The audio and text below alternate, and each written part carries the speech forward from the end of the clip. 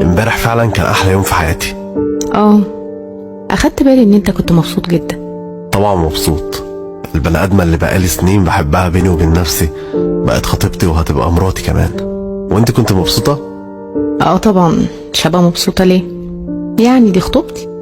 انا عارف ان الموضوع اتسهل وجه بسرعه، بس انا عارفك كويس وحافظك كمان بحكم مراقبتي ليكي من بعيد. لا عادي، اكيد هعرفك، تعرفني اكتر. هي فتره الخطوبه معموله ليه؟ عشان التعارف. بس انا اعتبرت نفسي اتجوزتك امبارح. بقولك ده حلم سنين وصدقته انه اتحقق.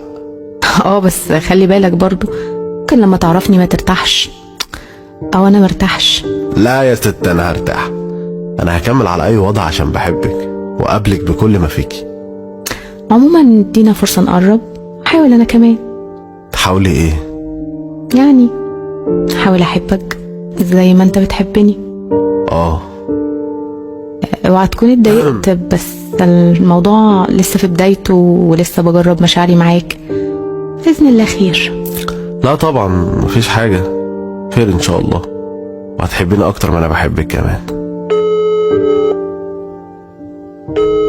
صباح الخير. صباح النور. عاملة ايه النهاردة؟ احسن من امبارح؟ الحمد لله، الصداع خف شوية بس لسه جسمي وجعني. الف سلام عليك يا حبيبتي. والله انا امبارح فضلت طول الليل ادور على البرشام اللي بعتلي صورته، ما لقيتش غير البديل، وما رضيتش ارن عليكي لان الوقت اتاخر وخفت اصحيكي بعد ما نمتي. ربنا يخليك، هبقى كويسة بإذن الله، متعبش نفسك. طيب عاوزة حاجة اجيبها لك وانا جايلك النهاردة؟ بلاش تيجي النهاردة عشان ما تتعديش. يا ست فداكي اي حاجة، انا عاوز اشوفك بس واطمن عليكي. فكنت كل ما اشوفك لازم اتكعبل وانا طالع على السلم. سلام للدرجة دي؟ اكتر من كده. رضوى. ايوه يا نادر. انا بحبك قوي. ساكتة ليه؟ هقول ايه؟ قولي اللي انت حاساه. عادي، مش حاسة بحاجة معينة. اه ماشي، اكمل لك بقى. كنتوا لما بتيجوا عندنا ومامتك تسالني نفسك تبقى ايه لما تكبر، كان بيبقى نفسي اقول لها نفسي ابقى جوز رضوى، بس طبعا كنت بتكسف اقول لها كده يعني. رضوى، هو انا ابقى ايه بالنسبه لك؟ اشمعنى السؤال ده؟ لا عادي، بس حابب اعرف انا ايه بالنسبه لك. انت خطيبي. بس كنت قبل ما تكون خطيبي جاري وزميلي في الدراسة. لكن مش حبيبك. اتكلمي يا رضوى، عاوز اقصر عليك المسافات.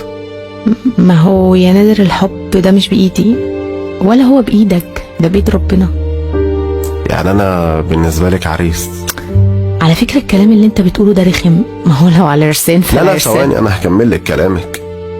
لو على عرسان فالعرسان كتير، لكن انا عريس انت عارفاه من بدري وفي بينا عشرة. مش ده اللي انت عاوزه تقوليه؟ امال انت عاوزني اقول ايه يا نادر؟ عاوزك تقولي اللي نفسي تقوليه. اللي هو مش حاساه؟ لا، اللي انا فاكره جواكي زي ما هو جوايا، بس يمكن انت مكسوفه تقوليه او بتتقالي عليا زي ما البنات بتعمل. انا لا مكسوفه اتكلم ولا بتقل عليك ولا بعمل زي البنات. انا فعلا مش حاسه زي ما انت حاسس. انا وافقت عليك بكامل ارادتي عشان ادي لنفسي فرصه بس. بقالنا 7 شهور سوا ولسه ما حسيتيش حاجه ناحيتي؟ ما حسيتش يا نادر، اعمل ايه؟ الحب العاطفي ناحيتك ما اتولدش في قلبي. وش معنى اتولد في قلبنا؟ الحب ارزاق يا نادر. عارف انه رزق، عارف، وكان نفسي تكوني انت رزقي. طب ما احنا مع بعض اهو وانا بحاول. ما تقوليليش كلمة بحاول دي عشان خاطري، عشان بتوجعني. ما تقوليليش كلمة بحاول دي عشان خاطري، عشان بتوجعني. يعني ايه بتحاولي؟ انا ما اتحبش ليه؟ الحب ما فيهوش ليه، دي قلوب بين ايدين ربنا يعني. اللهم لا اعتراض يا رضوى، بس انا مش هقدر اكمل. انا في قصة حب من طرف واحد. بس احنا مرتبطين يا نادر. كل دي قوالب عشان الشرع والدين، بس انا كنت عاوزك تحبيني زي ما بحبك. كل كلمة قلتها لي منطقية جدا، والحب ما فيهوش منطق. انا كنت محتاج اتحب حب من غير منطق. انت مش عروسة بالنسبة لي، انت حب سنين يا رضوى. حقك عليا لو انفعلت، انا اللي غلطت في العنوان وانت كمان غلطان. ليه تكملي مع واحد عارفه انه بيحبك وانت مش حاسه بحاجه ناحيته؟ واكيد انت مش من البنات اللي بيقولوا خد اللي يحبك، ولا انا من الرجاله اللي تحب بس وما تتحبش، ولا هعرف اقبل بده. ليه ريحك يا نادر؟ انا مقدره مشاعرك ومحترماها فعلا والله غصب عني، بس هطلب منك طلب اخير، اننا نفضل اصدقاء.